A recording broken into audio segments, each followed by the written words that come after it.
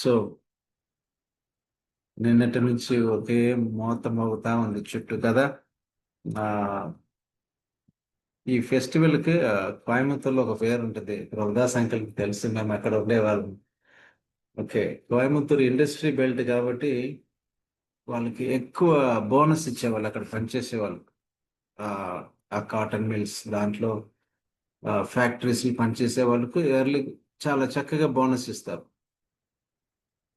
కాబట్టి ఈ ఫెస్టివల్ గురించి చెప్పినప్పుడు ఏమంటారంటే, అది తమిళ్లో ఆ వర్డ్ కలిసి వస్తాయి, తెలుగులో మ్యాచ్ అవుతుంది కానీ రిథమిక్ వర్డ్స్ లో చెప్తారు.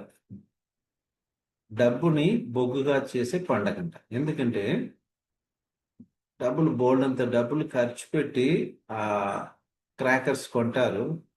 అది ఒక్క క్షణం ఇట్లా వేసి అట్లా పైకి వెళ్ళి కింద పడితే బొగ్గు అయిపోతుంది. సో డబ్బుని బొగ్గుగా చేసే ఫెస్టివల్ ఉంటారు. ఏదైనప్పటికీ దేవుని బిడ్డలుగా మన దేశం కొరకు ప్రార్థన చేయటం మన బాధ్యత.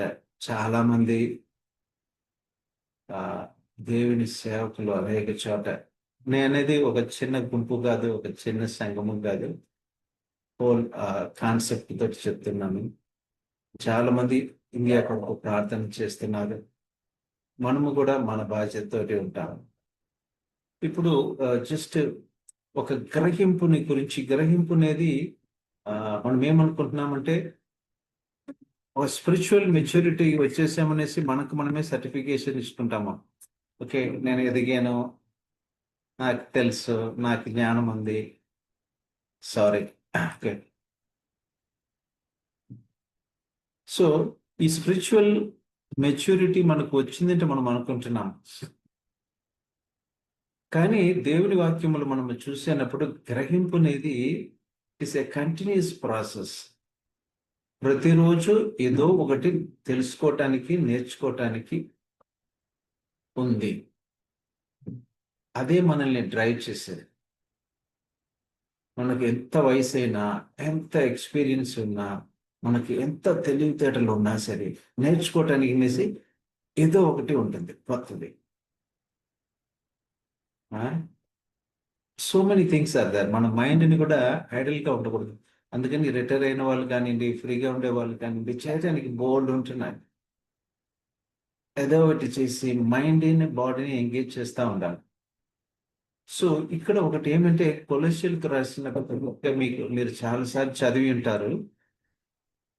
పౌలు ఫిజికల్ గా వాళ్ళని దర్శించలేదు, అయినను ఆ సంఘం పట్ల ఆయన కలిగి ఉన్న భారం, బాధ్యత, అక్కడ ఉండే మనుషుల పట్ల ఆయన కలిగి ఉన్న ప్రేమ చాలా గొప్పదండి.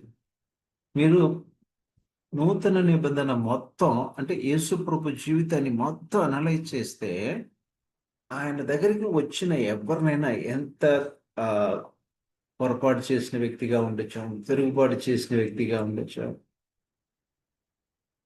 యేసు ప్రభు తిట్టి కొట్టి పంపినట్లు మనం చూస్తున్నామా? నువ్వు బాగుపడవు, నువ్వు పనికిరావు. మత నాయకులతో ప్రభు షార్ప్గా రిప్లై ఇచ్చారు.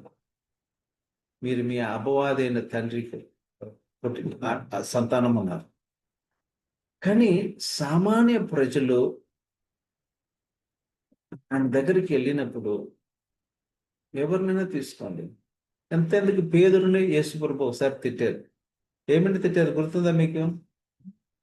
అది నా కామన్ లాంగ్వేజ్ అని చెప్తున్నాను, తిట్టారు అనేసి. పేదరుని ఏ పేరు పెట్టి యేసు ప్రభు తిట్టారు? సాతాన్. ఎక్స్ట్రీమ్. సాతాన్ అన్నారు. సాతాన్. ఓకే, అదే పేదరుని వెతుక్కొని యేసు ప్రభు సముద్ర తీరానికి వెళ్ళారు కదా.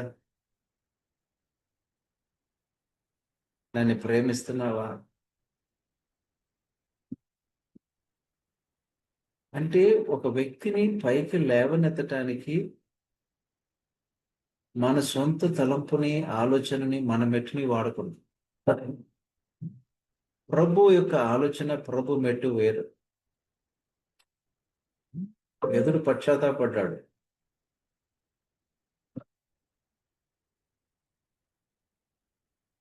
పరిచర్యలో ఉండినప్పుడు కూడా ఒకసారి పౌలు అతనికి షార్ప్ గా గద్దిపించాడు ఒకసారి. ఇదంతా అయిన తర్వాత, రెస్టోర్ అయిన తర్వాత.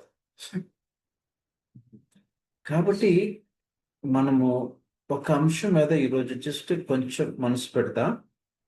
ఈ సంఘంకు రాసినప్పుడు 2వ అధ్యాయము 2వ వచనములో పాలు ఈ విధంగా రాస్తున్నాడండి. వాళ్ళ గురించి ప్రార్థన చేసే అంశాలు చూడండి. మనము ఎవరైనా మన కోసం ప్రార్థన చేయమని చెప్పాలంటే మనం ఏ రిక్వెస్ట్ పెడతాం? స్పెసిఫిక్ గా మన ప్రాబ్లం ఏదో దాని మీదనే మనం నొక్కి చెప్తాం, దీనికోసం. అలాగే ఇక్కడ పౌలు ఆ సంఘము కొరకు అతని సంఘంలో ఉండే వాళ్ళ అవసరతని అతడు గ్రహించి వాళ్ళకి ఇది అవసరమో దాని మీద ఫోకస్ చేసిన ప్రార్థన అండి. 2:2 నేను ఎంతగా పోరాడుచున్నానో మీరు తెలుసుకొని గోరుచున్నాను. వారు ప్రేమయందు అతకబడి సంపూర్ణ గ్రహింపు యొక్క సకలైశ్వర్యం కలిగిన వారై సిస్టర్ ఒక్క నిమిషం సిస్టర్. సంపూర్ణ గ్రహింపు యొక్క సకల ఐశ్వర్యము. గ్రహింపు అనేది ఎంత గొప్ప ఐశ్వర్యం అండి. నాకు చాలా ఆశ్చర్యంగా ఉండే విషయాలు ఏమంటే, ఈ దేశంలో నేను పదే చెప్తాను, నేను అన్ని వృత్తాంతం నుండి వచ్చిన వాడిని. ఈ దేశంలో క్రీస్తును అంగీకరించి క్రైస్తవులుగా బతికేవాళ్ళు క్రీస్తుని చూపించవలసిన రీతిగా ప్రపంచానికి, మన దేశానికి చూపించింటే పరిస్థితులు వేరుగా ఉండేవి. అందుకని నేను తరచుగా అన్ని వృత్తాంతం నుండి వచ్చే వాళ్ళకి చెప్పేది ఏమంటే, దయచేసి ఎవరిని చూడకు, ఎవరిని చూడకు, దేవుని ఒక్కనే చూడు. సమాజంలో ఒకసారి ఒక క్లాస్లో ఉన్నాను, డివినిటీ చేసినప్పుడు, మాస్టర్ డివినిటీ చేసినప్పుడు క్రిస్టియన్ సైకాలజీ ఆప్షన్ పెట్టుకుంటే దాంట్లో పిహెచ్డి చేసిన ఒక ఆయన టీచ్ చేస్తున్నాడు. కొంతమంది సహోదరులు అందరూ ఎల్డర్సే ఉన్నారు. డిఫరెంట్ టాపిక్ గురించి మేము మాట్లాడుతూ వచ్చినప్పుడు ఒక ఆయన అన్నాడు యథార్థంగా, బ్రదర్ మా గల్లీలో చాలా ఫ్యామిలీస్ ఉన్నారు బ్రదర్, అందరం బాగానే ఉన్నారు, మన వాళ్ళు తప్పితే. యథార్థంగా కొన్ని విషయాలు ఓపెన్గా మాట్లాడలేదు. ఆ సర్కిల్ అట్లా ఉంది కాబట్టి ఆయన అంటున్నాడు. ఎందుకు ఒక ప్లేస్లో ఎట్లా అయిపోయిందంటే, ఒకరు ఏమో ఎన్ని డిఫరెన్స్ అండి. ఒకరు ముసుగు వేయాలా, ఒకరు ముసుగు వేసుకోకూడదు. ఇంకొక లేడీస్ చర్చిలో నోరు తెరవకూడదు, ఇంకొక చోట పాస్టర్గా ఉన్నారు. ఇవన్నీ లిస్ట్ నేను వేస్తుంటే పెట్టుకూడదు, పెద్ద లిస్ట్. నాకు చెప్పటానికి సమయం లేదు. అది ఎంత దూరం మీకు భక్తి వచ్చేస్తుంది నాకు తెలియదు. కానీ వాటి వైపే కనుక నేను చూస్తే ఇంకా అయిపోయేది. మెడల కనపడితే చైను ఏదైనా కొలుసు కనపడితే అయిపోయింది, పరిసరికి పనికి రావాలి. నేను కన్నారా చూశాను, చెవులారా విన్నాను.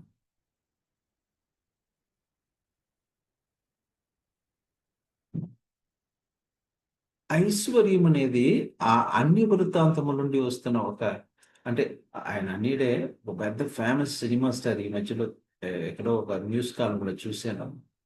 అతడు చెప్పేది ఏమంటే, అతడు గొప్ప ధనవంతుడు. డబ్బులు అనేది జీవితానికి కాదు, అది జీవించటానికి.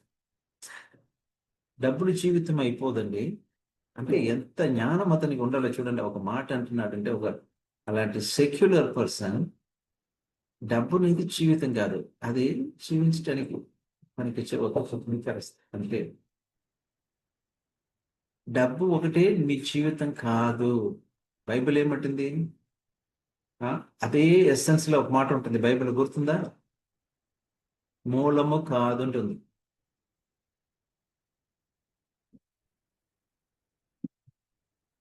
సో డబ్బుకు మించింది ఏదో ఒకటి అప్రాముఖ్యమైనది ఉంటుంది జీవితంలో. ఇప్పుడు క్రిస్మస్ వస్తే, ఇప్పుడు ఈ ఫెస్టివల్ తీసుకోండి, 3 రోజులు 4 రోజులు, కొన్ని స్టేట్స్ లో 4 days గవర్నమెంట్ హాలిడేస్. మండే నుంచి థర్స్డే వరకు ప్రతి ఒక్కరు వాళ్ళ హోమ్ టౌన్కి వెళ్తారు, ఫ్యామిలీతో ఉంటారని అనుకుంటున్నారు. ఇప్పుడు హైదరాబాద్ సిటీ కూడా నిన్న చూసింటారు, చాలా ట్రాఫిక్ అంతా తక్కువగా కనపడింది. వెళ్తున్నారండి, వాళ్ళ ఊరికి వెళ్తున్నారు. పల్లెటూరులో ఎక్కడో ఉంటుంది మారుమూల పల్లెటూరు, అక్కడికి వెళ్ళేది ఎందుకు వెళ్తున్నారు? అక్కడ మా మా ఇల్లు ఉందండి, మా ఇంట్లో చాలా డెకరేషన్ ఉంటుంది, మా ఇంటి పెయింటింగ్ చాలా బాగుంటుంది, దానికోసం వెళ్తున్నారా? అంత దూరం ప్రయాణం చేసి వెళ్ళటం ఎందుకు? అక్కడ 2 ప్రాణాలు ఉంటున్నాయి, వీళ్ళ కొరకు 1000 కళ్ళు పెట్టి చూసే ప్రాణాలు, తల్లిదండ్రులు. వాళ్ళని చూడటానికి కొరకే వాళ్ళు వెళ్తున్నారు. ఐ థింక్ వాళ్ళతోటి సమయం స్పెండ్ చేయాలి కొన్ని రోజులు, మళ్ళీ 4వ రోజు బయలుదేరి వస్తాం. ఇప్పుడు జీవితం అనేది ఆ ఇల్లు లేదా అక్కడ ఉండే సదుపాయాలు కాదు, అక్కడ ఉండే జీవులు. ఒక్కసారి వాళ్ళ ఇద్దరు అక్కడి నుంచి కనపడకుండా పోయిన తర్వాత, లేదా వాళ్ళు వయసు వచ్చి చనిపోయిన తర్వాత, వీళ్ళని అక్కడ వెళ్ళమనండి. నేను నీకు ఫ్రీగా ఫ్యూల్ ఇస్తాను వెళ్ళినాడు కూడా వెళ్ళాను, ఎందుకంటే అక్కడ జీవం లేదు. నేను అక్కడ పోతే నాకు ఓన్లీ ఎంటీఏ కనపడుతుంది. సో లైఫ్ అనేది it's not mere material thing. అందుకని ఐశ్వర్యం అంటే మనకు మొట్టమొదటిగా గుర్తొచ్చేది ఏమిటంటే ప్రాస్పరిటీ. ప్రాస్పరిటీ ఒకటే కాదండి, అసలైన ఐశ్వర్యం ఏమంటే, అందుకని ఇప్పుడు సహోదరి చదివారు కదా, సంపూర్ణ గ్రహింపు యొక్క సకల ఐశ్వర్యము, గ్రహింపుని ఐశ్వర్యంతో పోల్చుకుంటున్నాడు. అది మనము గ్రహించాలి. ఈ గ్రహింపు లేకుండానే ఎంతో మంది జీవితం పాడైపోతుంది, వృధా అయిపోతుంది. చాలా సెన్సిటివ్ గా ఈ ఫ్యామిలీస్ అన్ని మొక్కలు అవుతున్నాయి. రిలేషన్షిప్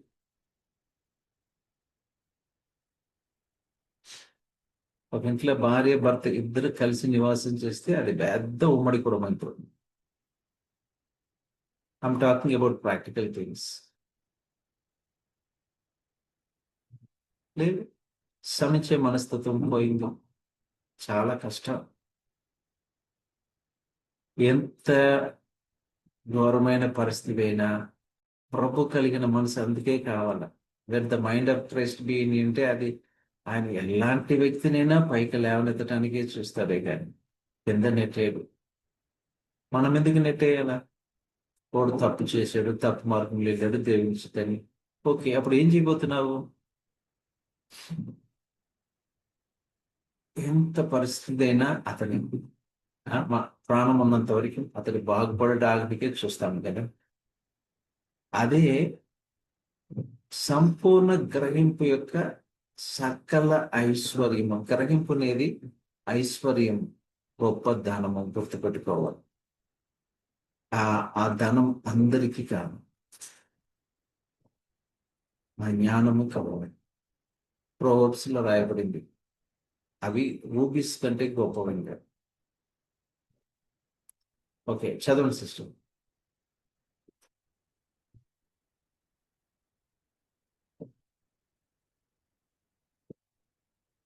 సంపూర్ణ గ్రహింపు యొక్క సకల ఐశ్వర్యం కలిగిన వారై దేవుని కొన్ని మర్మమై ఉన్న క్రీస్తును స్పష్టంగా తెలుసుకున్న వారై ఒక్క నిమిషం. క్రీస్తుని అందరూ ఎరుగుతున్నారు, కానీ స్పష్టంగా తెలుసుకోవాలి. క్రీస్తుని స్పష్టంగా క్లియర్ గా ఉన్నట్లు తెలుసుకోవాలి. కొంచెం తెలుసుకోవటం కాదు. ఒక స్టోరీ చదువుతూ ఉంటాం, మీరు అందరూ కూడా వింటారు. 5-6 గుడ్డోళ్ళు అంటే కళ్ళు కట్టేసుకొని గుడ్డోల్ని యానకి దగ్గర తీసుకెళ్తే ఒక కాళ్ళని అంటే చూసి యానకి ఇట్ట ఉంది అనుకున్నాను, ఇంకొకటి బాడీని అంటే చూసి ఇది ఏదో కొండలా ఉంది అంట. ప్రభుని మనం ఒక యాంగిల్లో చూస్తున్నామా లేదా ఫుల్ గాస్పల్ యాంగిల్లో చూస్తున్నాం? ప్రతి ఒక్క సంఘము ఒక్కొక్క పాయింట్ని పెట్టేసుకొని అంటే నాదే ప్రపంచం తిప్పి దానే కొట్టడం. దేవుని మర్మమై ఉన్న క్రీస్తుని స్పష్టముగా తెలుసుకోవాలి. అందుకని తెలుసుకోవటానికి తినమ్మ ఏదో ఉంటుంది. నేను ఏషియా గ్రంథమని ఎన్నిసార్లు చదివానో నాకు గుర్తులేదు. కానీ నిన్న ఇవాళ చదివితే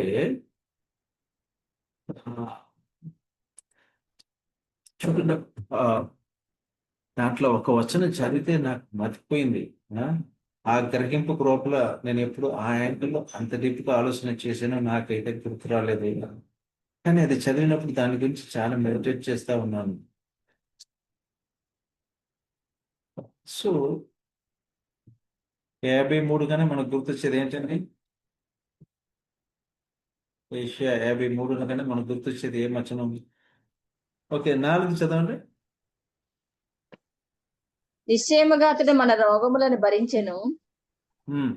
వ్యసనములను వహించెను, అయినను మొత్తబడిన వానిగాను వ్యసనముని వహించెను. అంటే ఏంటి? కొంచెం క్లియర్ గా చెప్పండి తెలుగులో. ఎవరైనా చెప్పచ్చు, తమిళ్లో చాలా బ్యూటిఫుల్ గా ఉంది.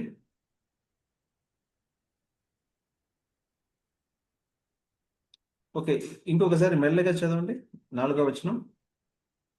నిశ్చయముగా అతడు మన రోగములను భరించెను. మన వ్యసనములను వహించెను.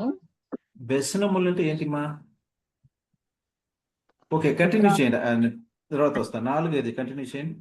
ఆయనను మొత్తబడిన వానిగాను, దేవుని బాధింపబడిన వానిగాను, వానిగాను మనం అతని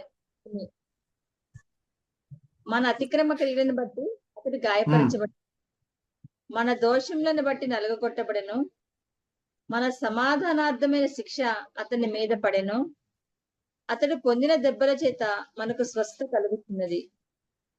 ఓకే, మన సమాధానానికి చెప్పండి ఆ వచనం. సమాధానార్థమైన శిక్ష అతని మీద పడెను. మనకు సమాధానం రావాలి కాబట్టి దానికి సంబంధించిన శిక్ష ఆయన తీసుకున్నాడు. ఇంకొకటి, మీరు 4వ వచనం మనం చదివిన భాగంలో మన దుఃఖముని, మన బాధని ఆయన తీసేసుకున్నాడు అనే పదంలో ఒరిజినల్ లాంగ్వేజ్. సో ఆయన ఈ పని చేస్తే ఒక బరువుని ఒకరే మోయాలి కదా, ఇద్దరు మోయరు కదా జనరల్ గా. నాకు స్టోరీ గుర్తొచ్చింది ఇది చదివినప్పుడు. ఎందుకంటే మన దుఃఖాన్ని, మన భారాన్ని ఆయన తీసేసుకున్నాడంట. అది దాని భావన అక్కడ రాయబడింది. అని అన్నప్పుడు ఆయన తీసేసుకుంటే ఇప్పుడు నేను ఎందుకు మోయాలి? ఆయన తీసేసుకున్నాడు, అది నమ్మాలి కదా. నేను నమ్ముతున్నానా? నా దుఃఖాన్ని, నా బాధని, నా భారాన్ని ఆయన తీసేసుకున్నాయి. నాకు సమాధానం ఇవ్వటానికి ఎంత క్రయమో అంత క్రయం చెల్లించాడు. అప్పుడు నేను ఎందుకు వహించాలి దాన్ని? అప్పుడు నాకు ఆ స్టోరీ గుర్తొచ్చింది ఏమంటే, ఒక ఆయన ఒక రివర్ బెడ్ లో పెద్ద బరువుని పట్టుకొని నిలబడుతున్నాడు. అటుపక్క వెళ్ళే బోట్ ఆయన సరి బాధపడి, ఎందుకే అంతసేపు నిలబడుతున్నావు అంటే, అటుపక్క వెళ్ళాలండి, సో నన్ను చుట్టుకొని వెళ్ళాలంటే చాలా దూరం అవుతుంది, ఎవరైనా అటుపక్క పోతే. సరే జాలిపడి బోట్లు ఎక్కి కూర్చోరన్నాను. సో ఆ బోట్ వెళ్తా ఉంది, మధ్యలో తిరిగి చూస్తే అతడు ఆ బరువుని ఇంకా తల మీద పెట్టుకుని కూర్చుంటున్నాడు బోట్లో.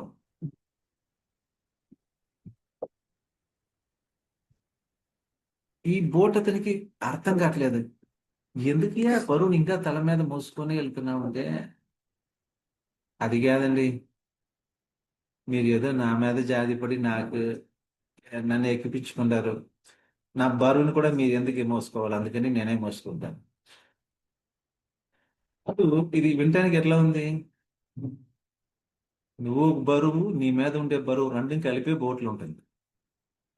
అతడు అనుకున్నాడు కింద పెడితేనే బరువు, మీద ఉంటే బరువు లేదు అని అనుకుంటున్నాడు. గ్రహింపు అనేది దేవుని వాక్యం చదివినప్పుడు, గ్రహించినప్పుడు వస్తుంది. ఒక్క మాట చాలు జీవితాన్ని, పరిస్థితిని మార్చడానికి. అందుకే ఇప్పుడు మనం చదివిన భాగంలో క్రీస్తుని స్పష్టముగా తెలుసుకోవాలి. ఆయన ఎలాంటి పరిస్థితి, ఎట్లా సహాయం చేసేవారు తెలుసుకొని తర్వాత చదవండి.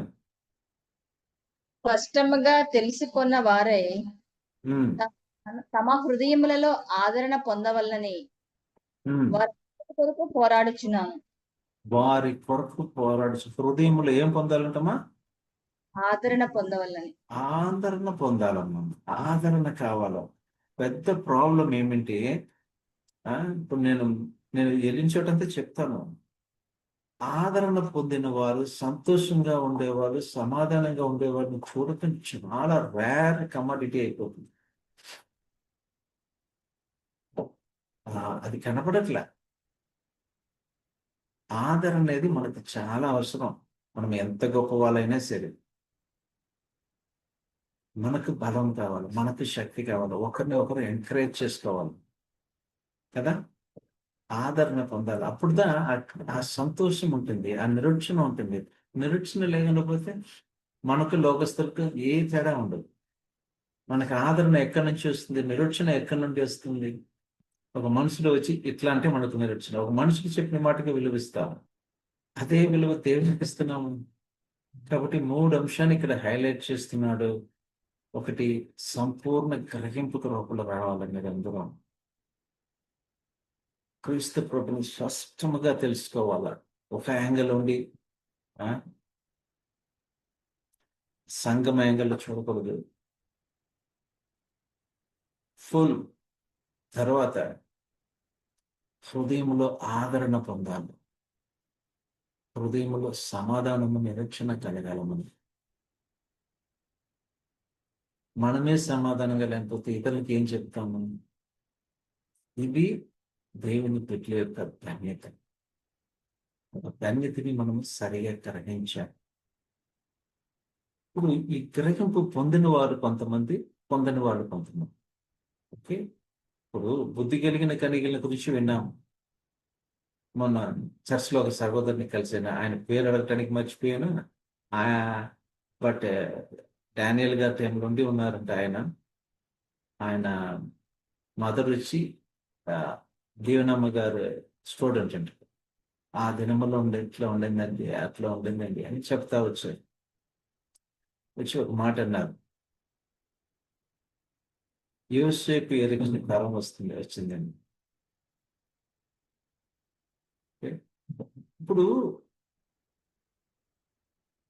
స్టోరీస్ వింటా ఉంటే అది మనం ఎప్పుడు అనుభవించాలో.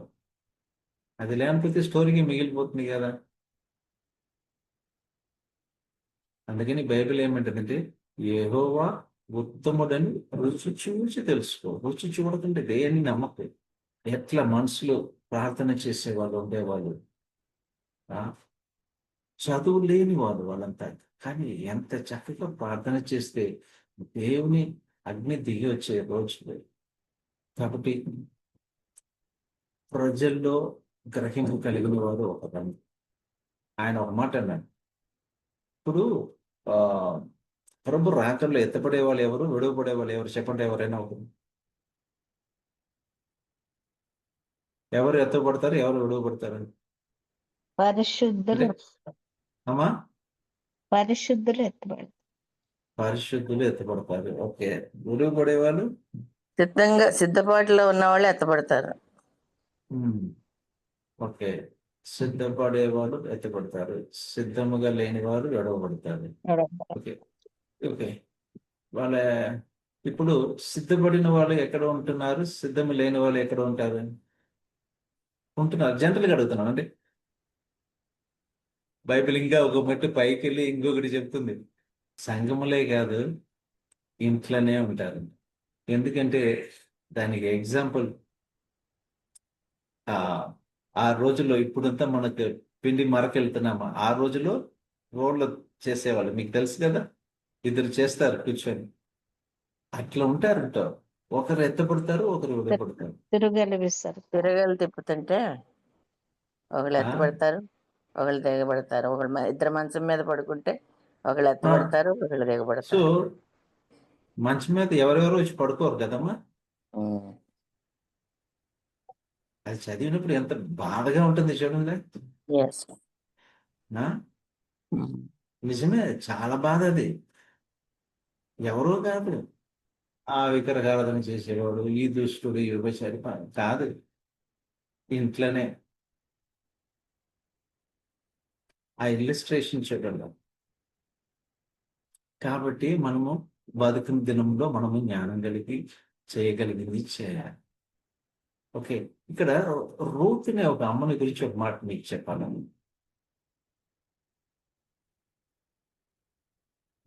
ఆమె ఏ ఏ బ్యాక్గ్రౌండ్, ఆమె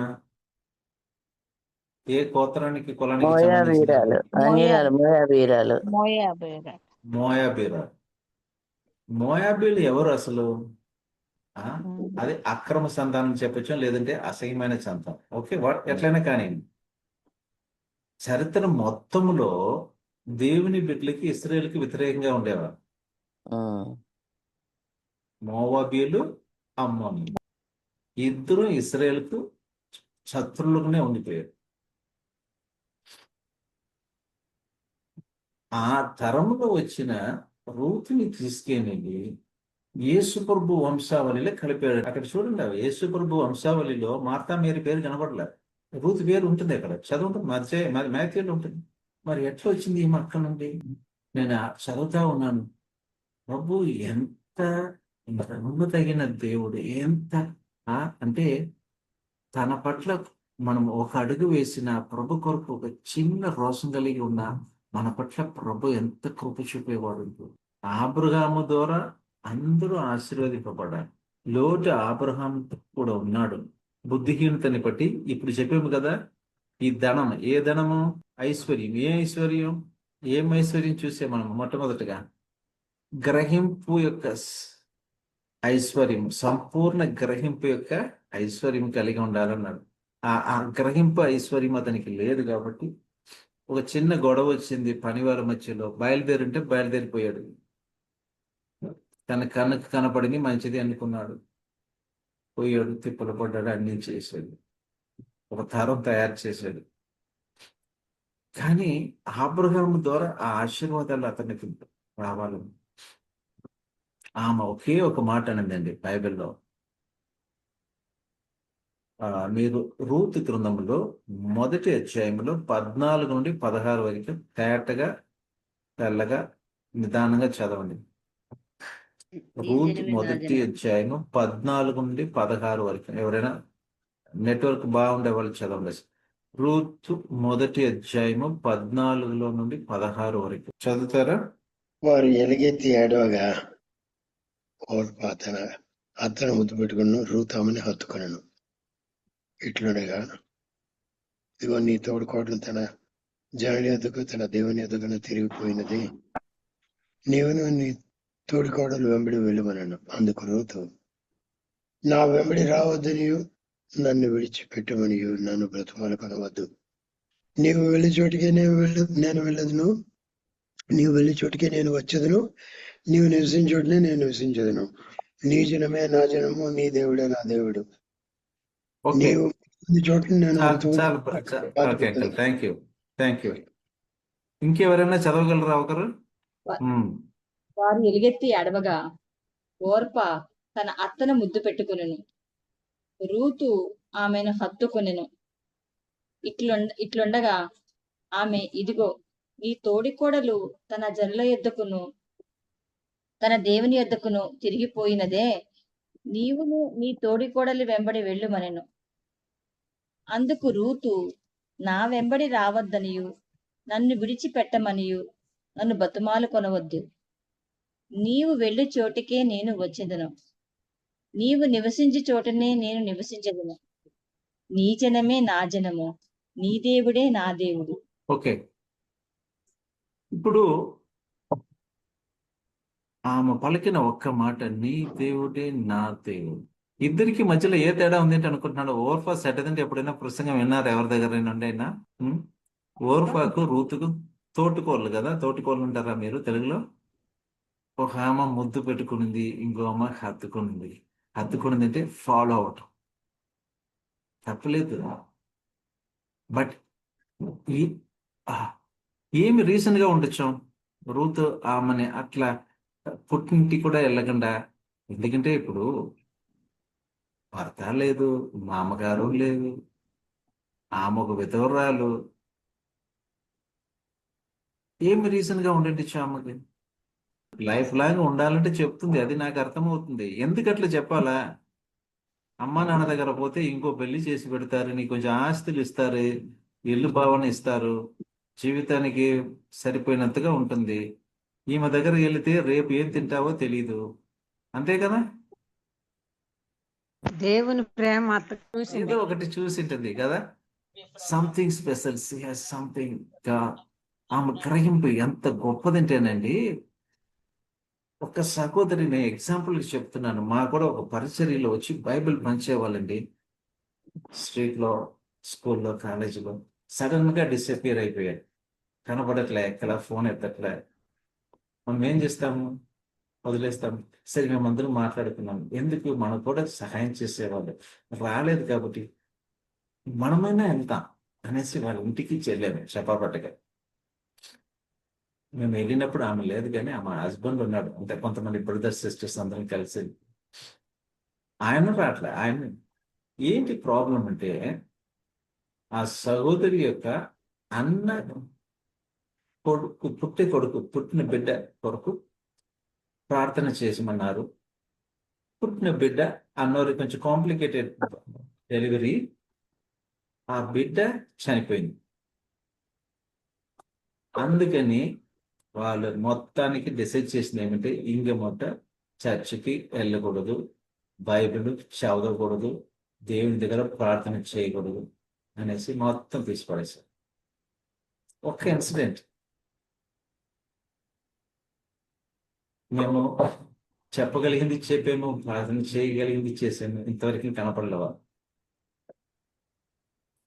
మరి ఈమె రూతు పరిస్థితి చూడండి, కన్ను ఎదుట భర్తను పోగొట్టుకోవటం, మామగారిని పోగొట్టుకోవటం, ఇంకొక వ్యక్తిని పోగొట్టుకోవటం, ఒకటి తర్వాత ఒకటి. ఇన్ని పరిస్థితిని చూసిన తర్వాత ఆమెకు ఎక్కడి నుండి వచ్చింది అంత నమ్మకం? అది గ్రహింపునేది. గ్రహింపు యొక్క సంస్థ, ఐశ్వర్యం అంటే అదేంటి, పరిస్థితిని బట్టి కాదు, దానికి మించిన ఒక గ్రహింపు ఆమె కలిగింది.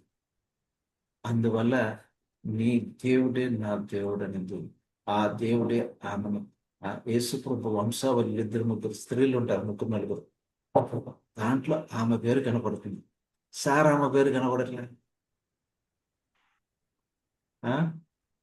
చూడండి, ఒకసారి చూసేస్తా, ఒకసారి నేను కూడా కరెక్ట్ చేసుకుంటా. అమ్మా, 3-4 ఉంటారు లేడీస్, దాంట్లో ఈమె ఒక ఆమె. మాథ్యూ 1st చాప్టర్లో 1-5 చదవమ్మా ఎవరైనా. చదవండి. దావీదు కుమారునికి యేసుక్రీస్తు వంశావళి. అబ్రహాము ఇస్సాకును కనెను, ఇస్సాకు యాకోబును కనెను, యాకోబు యూదాను అతని అన్నదమ్ములను కనెను. యూదా తామారు నందు పెరస్సును జరహును కనెను. పెరస్సు ఎస్రోమును కనెను. ఓకే, ఇక్కడ సారామ్మ గారి పేరు కనపడలేదు కదా. ఓకే, అది జస్ట్ కన్ఫర్మ్ చేయడానికి కోసం చదవమన్నాను. ఓకే, ఇక్కడ ఓకే, ఇప్పుడు మనము రూతుని గురించి చూస్తాము. 5వ వచనంలో అక్కడ 2 స్త్రీలు కనపడతారు. నయస్సోను సల్మాను కనెను, సల్మాను రాహాబునందు బోయజును కనెను, బోయజు రూతునందు ఓబేదును కనెను, ఓబేదు చాలు, చాలమ్మా. ఈ వచనంలో 2 కనపడుతున్నారు. 2 కూడా అంత మంచి బ్యాక్గ్రౌండ్ కాదు. ఒక ఆమె ఏమన్నాను, మోవాబీరాలు. ఇప్పుడుండే ఈ పరిస్థితులు, మన గొప్ప పరిస్థితులు, అలాంటి ఆమెను చూస్తే ఆ ఊరు వైపు కూడా వెళ్ళదు. ఎందుకంటే మనమంతా అతి పరిశుద్ధులు అయిపోయాం. మన బ్యాక్గ్రౌండ్ చాలా గొప్పది. మనమంతా ప్రొటెస్టెంట్, మన సంఘం పేరు గొప్ప పేరు, మనమంతా గొప్ప గ్రహింపు కలిగిన వాళ్ళు, మనమంతా అతి పరిశుద్ధులు. కాబట్టి అలాంటి వాళ్ళ దగ్గరికి వెళ్ళము. కానీ ప్రభు ఆమెను తెచ్చి తన వంశావళిలో పెట్టారండి. ఇంకా 2 మాట కింద చదివితే, దావీదు వస్తాడు, దావీదు తరములో యేసుప్రభు పుట్టారు. అలాగే ఇంకొక ఆవిడ ఉంటుంది, ఆమె బ్యాక్గ్రౌండ్ కూడా బాల. ఆమె పేరు ఏంటి? రాహాబ్. రాహాబ్ ఉంటేనే ఆమె వేశ్య. చూసారా, ఎవరైనా రాహాబ్ ఉట్టిగా చెప్పరు, రాహాబ్ ఉంటేనే వేశ్య. ఆమె ఒక మాట అనింది. జాషువా 2వ అధ్యాయంలో 8 నుండి 11 వరకు చదవం. ఇది చదివేసి మనం ముగించుకుందాం.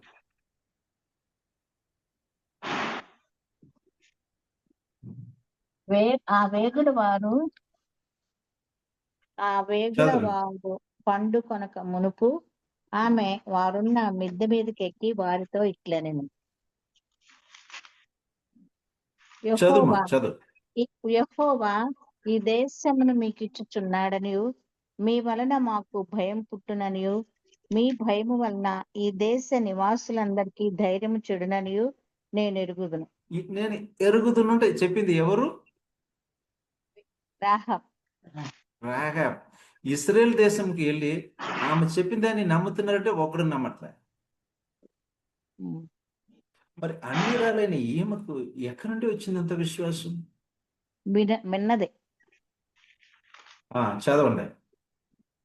మీరు ఐగుప్తు దేశంలో నుండి వచ్చినప్పుడు మీ ఎదుట యెహోవా ఎర్ర సముద్రపు నీరును ఎలాగూ ఆరిపోచేసెనో, యోర్దాను తీరముననున్న అమోరీయుల 2 రాజులైన సీహోనుకును ఓగుకును మీరేమి చేసిరో, అనగా మీరు వారిని ఎలాగూ నిర్మూలన చేసిరో ఆ సంగతి మేము వింటిమి. మేము వినినప్పుడు మా గుండెలు కరిగిపోయాను. మీ దేవుడైన యెహోవా పైన ఆకాశమందును క్రింద భూమి అందును దేవుడే. మీ ఎదుట ఎట్టి మనుషులకైనను ధైర్యం మాత్రము. మీ దేవుడే దేవుడు. ఆమె చెప్పి ఇన్సిడెంట్ అన్ని చూడండి. ఇశ్రాయేల్ ప్రజలకి దేవుడు ఏమేమి చేసాడో అన్ని లిస్ట్ చేస్తుంది. కానీ మన ఆది పరిశుద్ధుడు ఇశ్రాయేలు అబ్రహాము, ఇసాకు, యాకోబు సంతానములో వచ్చిన వారు ఎగిప్తులో 10 తెగులుని చూసిన వాడు ఒక్కడు రాలేదే కానానికి. ఒక్కడు రాలేదు. వాళ్ళ సంతానమే అడుగు పెట్టారు అక్కడ. ఎందుకని? అంత తిరుగుబాటు. మోషేకు దారి పొడుగున విసిగించి దేవునికి వ్యతిరేకంగా మేము నీ కూడా వచ్చేదానికంటే అక్కడ ఎగిప్తులు ఉండటమే మంచిది, మమ్మల్ని చంపడానికి తెచ్చేవారు. ఎన్ని మాటలు మాట్లాడారండి. కళ్ళు ఒకవైపు చూస్తున్నారు, పైగా అగ్నిస్తంభం, మేఘస్తంభం చూస్తున్నారు. అన్ని చూసి గొనగటం, సనగటం. అది క్రైస్తవుల యొక్క బర్త్ రేట్ అయింది.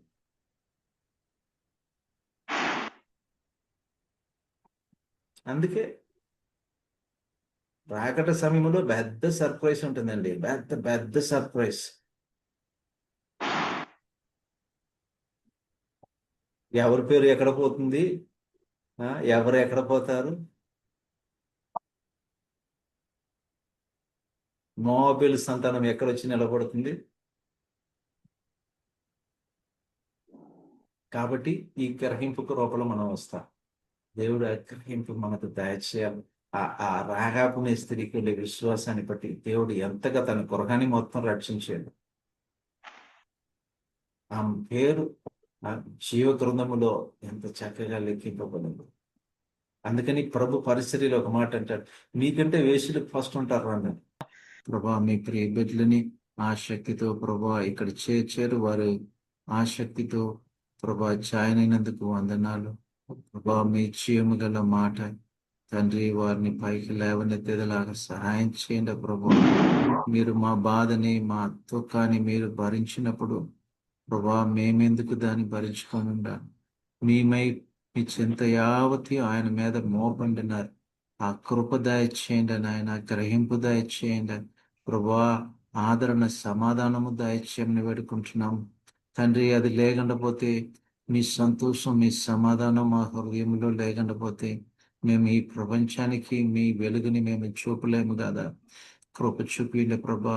మరి ఎవరెవరు ఎలాంటి అవసరతలో ఉన్నారో ప్రభా మీరు ప్రతి ఒక్కరిని దర్శించి బలపరిచి ఆశీర్వదించమని అంకులాంటిని ప్రత్యేకంగా మీ కృపల జ్ఞాపకం చేసుకోండి. యేసు నామములో వేడుకుంటున్నాము తండ్రి. ఆమేన్. ఆమేన్. మన ప్రభువైన యేసుక్రీస్తు యొక్క కృప, తండ్రి అయిన దేవుని యొక్క ప్రేమ, పరిశుద్ధాత్మ యొక్క అన్యోన్య సహవాసం మనందరికీ ఇప్పుడు ఎల్లప్పుడూ తోడై ఉండును కాక. ఆమేన్. ఆమేన్.